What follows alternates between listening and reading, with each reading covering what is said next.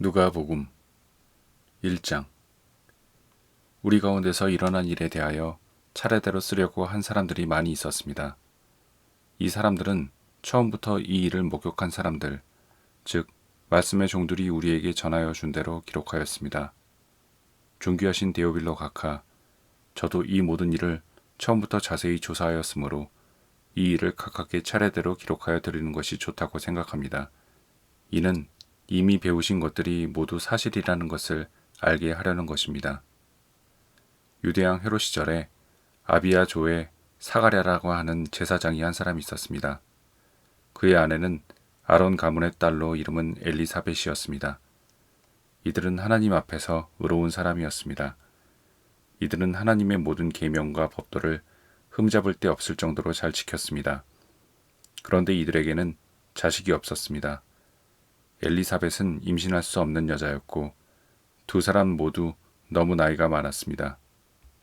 사가랴가 자기 조의 차례가 되어서 하나님 앞에서 제사장으로 일하고 있을 때 제사장 임무를 맡는 관례를 따라 제비를 뽑았습니다. 사가랴가 주님의 성전에 들어가 향을 피우는 사람으로 뽑혔습니다. 분향 시간에 다른 사람들은 밖에서 기도를 하고 있었습니다. 그때 주님의 천사가 사가랴 앞에 나타나 분향하는 제단 오른쪽에 섰습니다. 사가랴는 천사를 보고 매우 놀라서 두려움에 휩싸였습니다. 천사가 그에게 말했습니다. 사가랴야, 두려워하지 마라. 내 기도를 하나님께서 들으셨다. 내 아내 엘리사벳이 아들을 가지게 될 것이다. 그의 이름을 요한이라고 하여라. 그 아들은 내게 기쁨과 즐거움이 될 것이다. 또한 많은 사람들이 그가 태어남을 즐거워할 것이다. 그 아들은 하나님 앞에서 큰 인물이 될 것이다. 그는 포도주와 술을 마시지 않으며 어머니 뱃속에 있을 때부터 성령으로 충만해질 것이다. 그는 이스라엘 자손들 중에서 많은 사람들을 주 하나님께로 돌아오게 할 것이다. 그는 엘리야의 심령과 능력을 가지고 주님보다 먼저 올 것이다. 그래서 아버지의 마음을 자녀에게로 향하게 하며 순종하지 않는 사람들을 의인의 지혜로 돌아서게 할 것이다. 그래서 사람들에게 주님을 맞을 준비를 하게 할 것이다. 사가랴가 천사에게 말하였습니다. 이 일이 일어날지 제가 어떻게 알겠습니까? 저는 늙었고 제 아내 또한 늙었습니다. 천사가 사가랴에게 대답하였습니다. 나는 하나님 앞에서 섬기고 있는 가브리엘이다. 하나님께서 이 기쁜 소식을 전하라고 나를 너에게 보내셨다. 들어라, 때가 되면 이루어질 내 말을 내가 믿지 않았으므로 이 일이 이루어질 때까지 너는 말을 하지 못하게 될 것이다. 사람들이 밖에서 사가랴를 기다리고 있었습니다. 사람들은 그가 성전에서 늦어지는 것을 이상하게 생각하였습니다. 사가랴가 밖으로 나왔는데 아무 말도 할 수 없었습니다. 사람들은 그가 성전 안에서 환상을 본 줄 알게 되었습니다. 사가랴는 단지 손짓만 할 뿐 말을 하지 못했습니다. 제사장 직무 기간이 끝난 뒤에 사가랴는 집으로 돌아갔습니다. 그 후에 엘리사벳이 임신하게 되었습니다. 그녀는 임신한 후 5달 동안 집 밖에 나오지 않았습니다. 그녀가 말했습니다. 주님께서 나를 너그러이 돌보아 주셔서 아이를 주심으로 사람들로부터 당하는 내 부끄러움을 없애주셨다. 임신한 후 6째 달에 하나님께서 가브리엘 천사를 나사렛이라고 하는 갈릴리의 한 마을로 보내셨습니다. 가브리엘은 다윗 가문의 요셉이라고 하는 사람과 약혼한 처녀에게 가게 되었습니다. 이 처녀의 이름은 마리아였습니다. 천사가 마리아에게 와서 말했습니다. 은혜를 입은 여인이여 기뻐하여라. 주께서 당신과 함께하길 빈다. 마리아는 천사의 말을 듣고 너무나 놀라서 이게 도대체 무슨 소리인가 하고 생각하였습니다. 천사가 마리아에게 말했습니다. 마리아야, 두려워하지 마라. 하나님께서 내게 은혜를 베푸신다.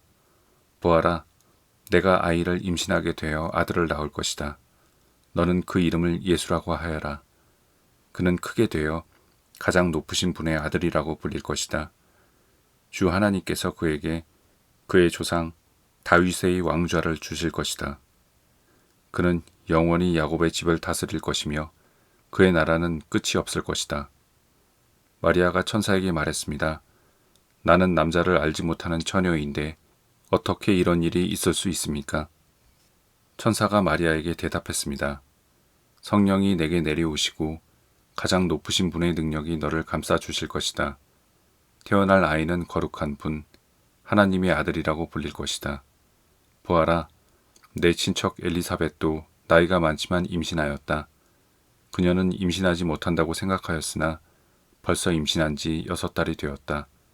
하나님께서는 하지 못하실 일이 없다.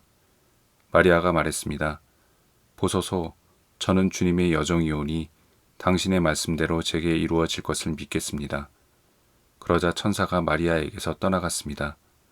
그 무렵에 마리아가 일어나 유대 지방 산골에 있는 동네로 서둘러 갔습니다. 사가랴의 집으로 들어가서 엘리사벳에게 인사하였습니다. 엘리사벳이 마리아의 인사를 받을 때 아기가 뱃속에서 뛰놀았습니다. 엘리사벳이 성령으로 충만하여져서 큰 소리로 외쳤습니다. 당신은 여인들 중에서 가장 복받은 자입니다. 당신의 뱃속에 있는 열매가 복됩니다. 내 주님의 어머니께서 내게 오시다니 무슨 일입니까? 보소서, 당신이 인사하는 소리가 내 귀에 들릴 때에 내 뱃속의 아이가 기뻐서 뛰어놀았습니다. 주님께서 말씀하신 것이 이루어질 것을 믿는 자는 복이 있습니다. 마리아가 말하였습니다. 내 영혼이 주님을 찬양합니다. 내 영혼이 나의 구주 하나님을 기뻐합니다. 그것은 주님께서 이 여종의 비천함을 돌보셨기 때문입니다. 이제부터는 모든 세대가 나를 복되다 할 것입니다. 그것은 전능하신 분이 내게 이 큰 일을 행하셨기 때문입니다. 주님의 이름은 거룩합니다. 주님의 자비하심은 하나님을 두려워하는 자에게 대대로 있을 것입니다. 주님은 강한 팔로 권능을 행하시고 마음이 교만한 자를 흩으셨습니다. 하나님은 왕들을 왕자로부터 끌어내리시고 낮고 천한 사람들을 높이셨습니다. 굶주린 사람들을 좋은 것으로 채우시고 부자를 빈손으로 돌려보내셨습니다. 주님은 자비를 기억하시며 주님의 종 이스라엘을 도우셨습니다. 우리 조상들에게 말씀하신 대로 아브라함과 그 자손들을 영원히 도우실 것입니다. 마리아는 엘리사벳과 함께 3달쯤 있다가 집으로 돌아갔습니다. 해산할 날이 이르러 엘리사벳은 아들을 낳았습니다. 이웃 사람들과 친척들은 주께서 엘리사벳에게 큰 은혜를 베푸신 것을 듣고 함께 기뻐하였습니다.